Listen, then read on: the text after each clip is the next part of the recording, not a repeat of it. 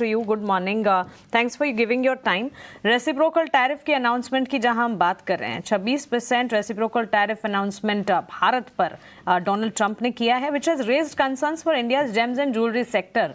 मयूरेश, इस पर आपका एक नजरिया जरूर जानना है, बिकॉज यूएस एक सिग्निफिकेंट मार्केट है इंडियन ज्वेलरी पर्टिकुलर बिजनेसेस के लिए, accounting to a substantial portion जिससे हम एक्सपोर्ट करते हैं। किस तरह से यहाँ पर इम्प्लीकेशन का इम्पैक्ट आता हुआ दिखेगा? पॉलिश डायमंड, गोल्ड ज्वेलरी, इन तमाम चीज़ों की अगर बात करें तो इस सेक्टर पर किस तरह से इम्पैक्ट देखने को मिलेगा?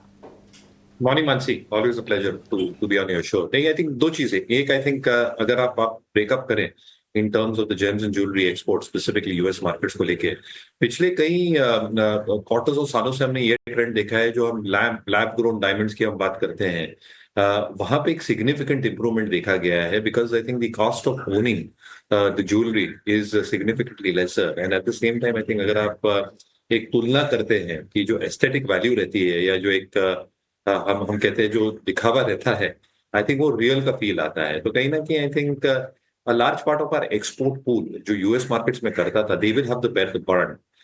इस पे वॉल्यूम्स पे कैसे असर पड़ता है ये देखना बहुत लाजमी होगा। और इसलिए मुझे लगता है, I think with in the space itself वापस टाइटन जैसा स्टॉक जो अंडर परफॉर्म कर रहा था टू अ लार्ज एक्सटेंट, ये शायद वापस फोकस में आ जाए। Large part of the business is domestic oriented. They are trying to expand their product portfolio. Specifically, I think the wedding jewelry का portfolio lag कर रहे थे. They are expected to introduce that as we head into the next few months and quarters.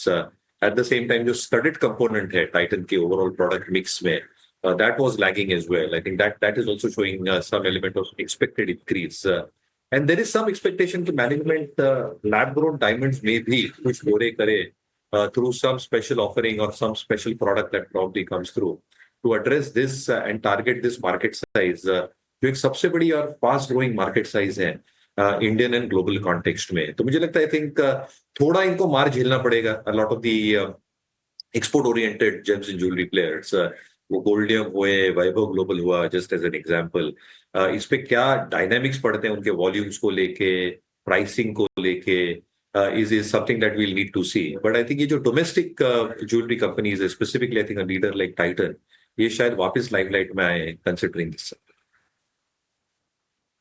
तो चलिए, James and jewellery space पर भी focus रहेगा। Pharma पर जरा आपसे मयूरेश जी व्यू चाहिए, और वो है इंडसइंड बैंक का।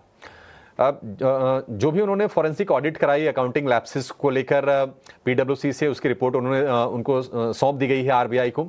आप जरा ये बताइए कि 700 रुपए के कल ऊपर हमने शेयर को आते हुए देखा, इंडसइंड बैंक को लेकर खतरा टल गया है?